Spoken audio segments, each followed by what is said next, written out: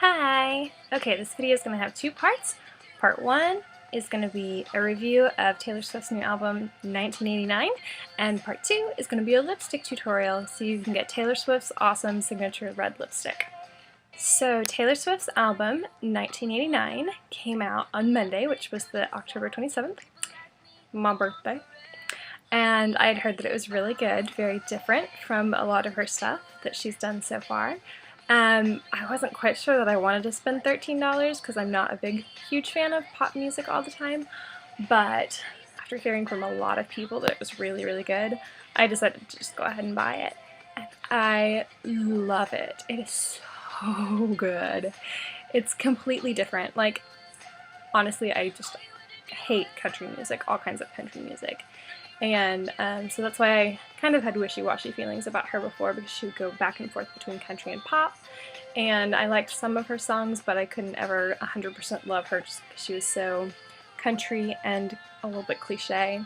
But this album is so grown up, and it's 100% pop. It's so cool.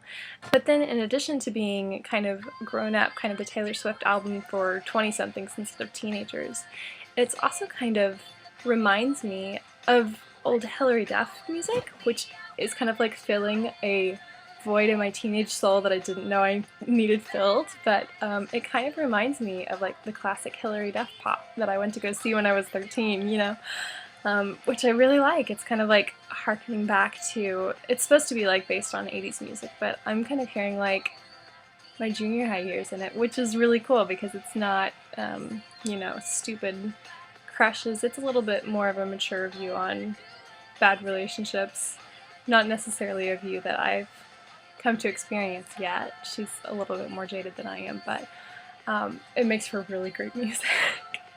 But yeah, I downloaded it last night and I've listened to it probably about 4 times all the way through since.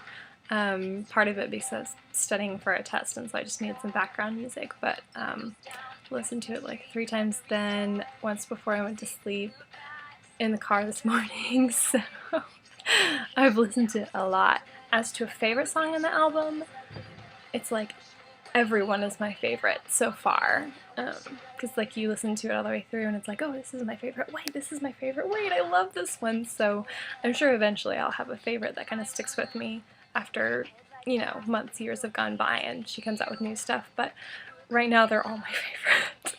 Okay, time for lipstick. First tip is to make sure your lips are really hydrated before you start, and so obviously you can get that with some really good chapstick. It's also very important to drink lots of water to keep your lips hydrated. So, drink water.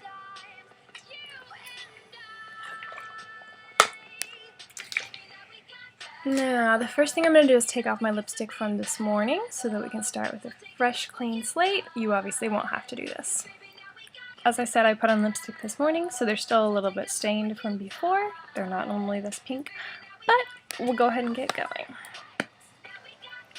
Just gonna swoosh on some chapstick. You probably usually want to do this before because you don't want a lot of product sitting on your lips before you start putting color on.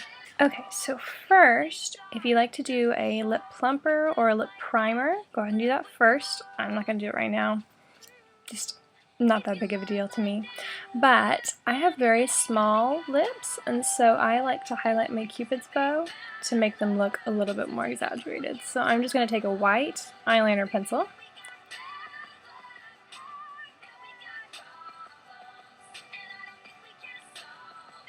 And there we go. And if you look at this in normal light, it's going to look very exaggerated, but as you go, you can kind of blend it in with your finger. Right now you can't tell because this video is awful, but next, okay, the number one tip I would have for wearing a dark or bright or any kind of color of lipstick that you don't want to bleed all over your face is lip liner. It's awesome. It kind of creates a barrier and keeps everything all in. So you're just going to go around the outside.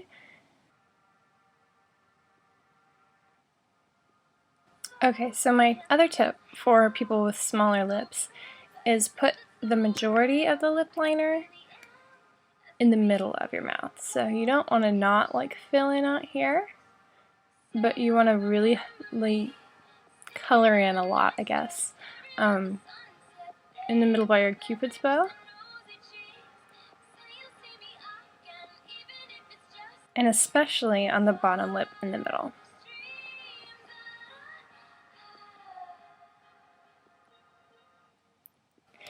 And because I'm doing a darker color and I really like the plum lip, I'm going to go ahead and color. I went ahead and colored in my entire lips after I lined them with the lip liner. You don't have to do that, but that's just so I can achieve the color I want. These techniques can go with any color, red, pink, whatever. Purple, if you're feeling adventurous. Okay, so next we're going to actually use lipstick. Like I said, I'm using a plum. You can go ahead and just like put this on, and that's what I do when I'm in the car, because obviously you're not going to carry a brush, but using a brush will make it last longer. So since I'm sitting here, I'm going to use this brush. I'm just getting some off the top here.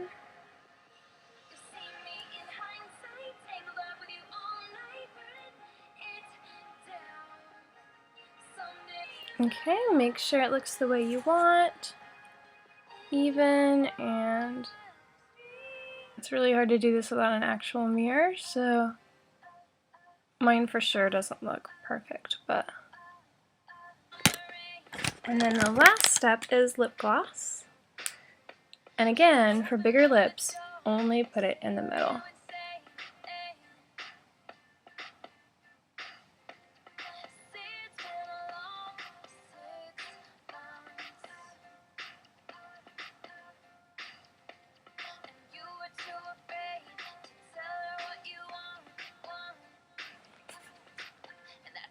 And finally, in order to keep it off your teeth, you can get the lipstick off the inside of your lips by using your finger.